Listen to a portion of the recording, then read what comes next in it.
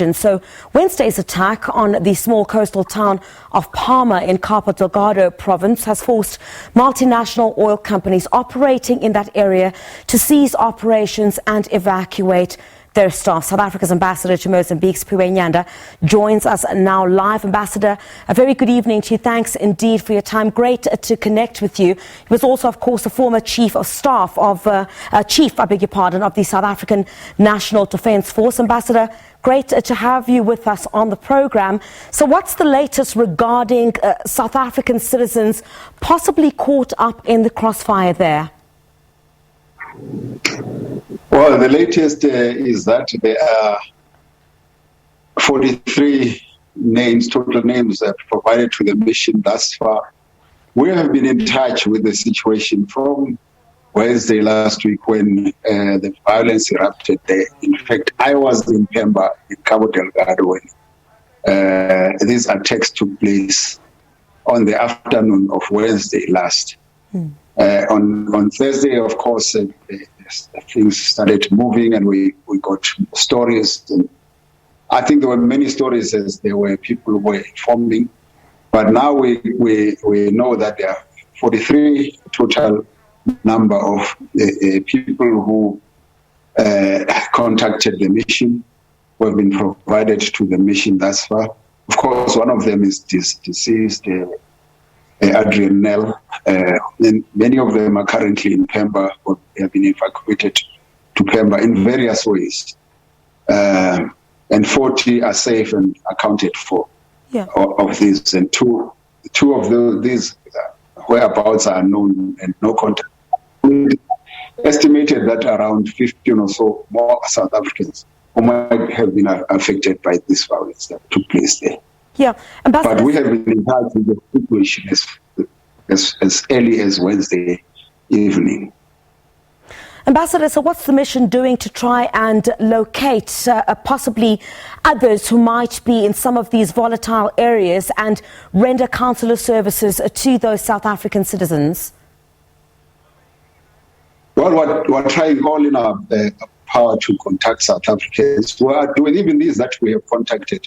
Thus far, we have contacted through the people that we know are on the ground. We have contacted the mission.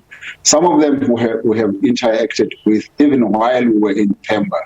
As I said, I was there from Monday to Friday to Thursday last week. And some of them we had made contact with. Many of them work for South African companies and they are deployed either there in Palma or in Pemba. So we are in contact with those people, and those are the people who have been assisting the mission to provide consular services to the people who are stranded there, including the one who is deceased and his next of kin who are with him there. Yeah. Are there any plans currently underway for the South Africans to be evacuated at this particular point, or have you not arrived at that point yet, depending, of course, on how the situation continues to unfold? What is the discussion that you're having at the moment? Are there any plans or talks to have South Africans evacuated?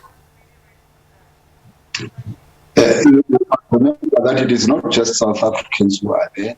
But obviously, South African citizens who are there are primary concern. And obviously, engagements have to be made with the authorities in Mozambique because it is in Mozambique where this is taking place.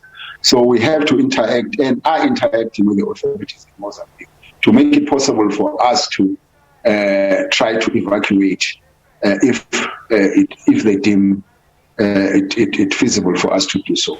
So we are in contact with the Mozambican authorities. Yeah. I know for a fact that currently there is one transport aircraft of the SANDF in Pemba to pick up the mortal remains of Adrian Nell and probably his next of kin who are there with him and evacuate them back into South Africa. And any other plans to have perhaps more aircraft sent to Mozambique? I can't discuss operational matters about aircraft. All we are doing as a mission is to keep in touch with the situation on the ground and relay all information to South Africa so that they take the decisions about what they are going to do. Of course, they will inform us, as they have informed us about the aircraft that is landed in Pemba in order to repatriate the mortal remains of Adrian Nel. Yeah.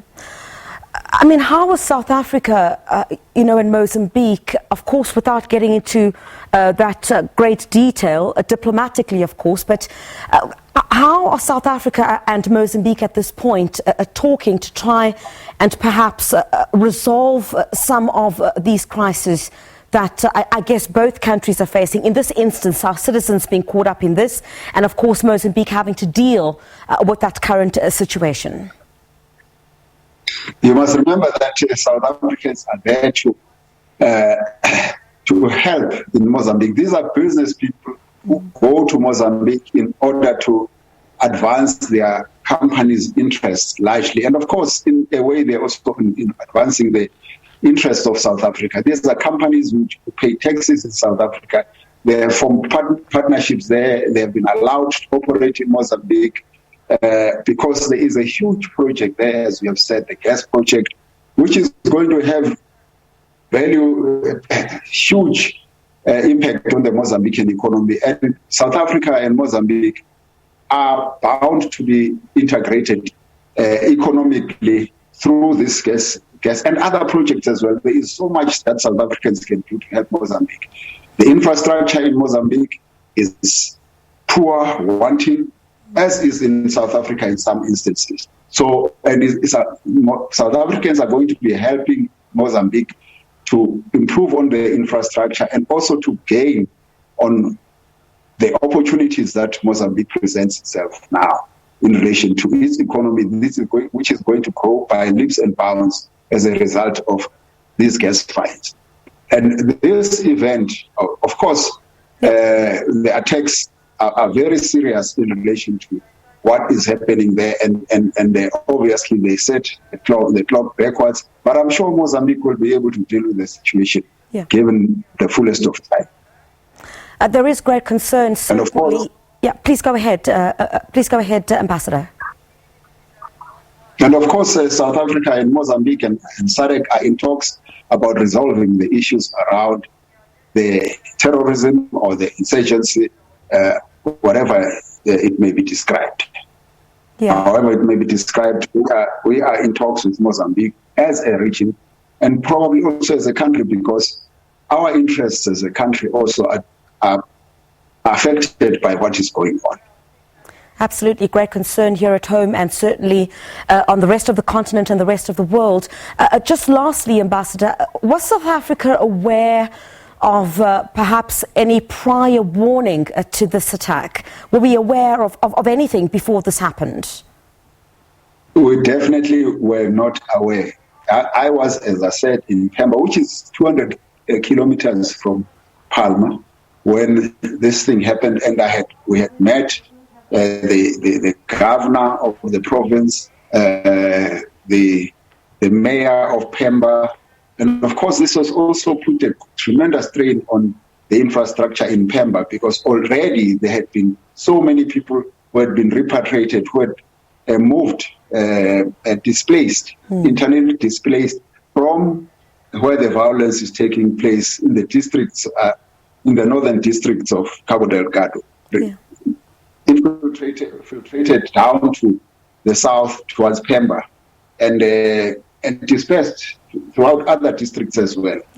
So I think this was not foreseen by us. We had received briefings, and there were indications that actually people were going to be moving forward, where people were going to be moving back towards where they were staying, because some of their relatives were calling on people to return to their homes, and many people were eager already to move back to their home states. And when this thing just blew up again, I think at the time that this thing started, Total was ready to resume operations, which had been suspended since somewhere December, January, because of the insurgency.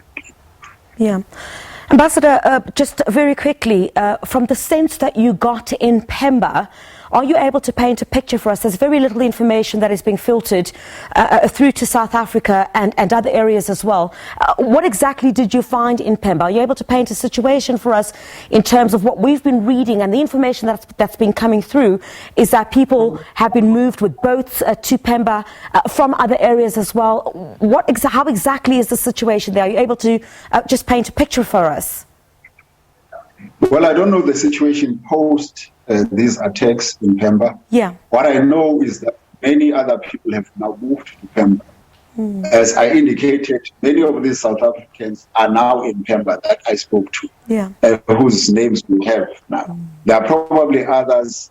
Others moved to Tanzania. A group of people moved to Tanzania. We still have to establish where they are, and the Tanzanians also are going to help with it. Yeah. So I have absolutely no clue what the situation is now in Pemba, except for as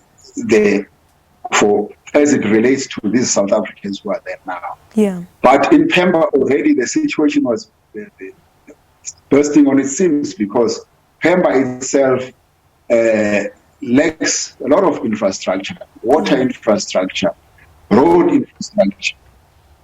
And from 200,000 people who are in Pemba, who are resident in Pemba, many people had moved downwards towards Pemba, were settled in Pemba.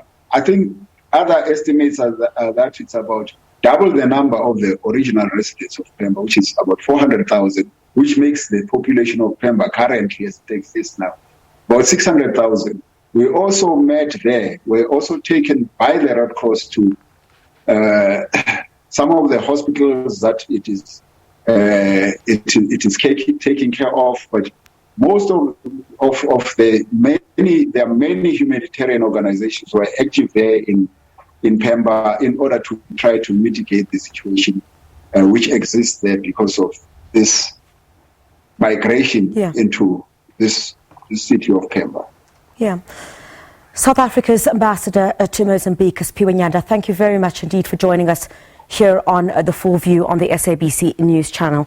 Worrying scenes, of course, that have been coming out of certain areas in Mozambique, concerns about South Africans who are also there, him indicating that they're in touch with the South Africans there, of course, looking for some other citizens of Tanzania and other areas on the African continent. But at this particular stage, those South Africans, majority of those who have contacted the mission there have moved to the area of Pemba, and that's where they're situated at this particular point. Well,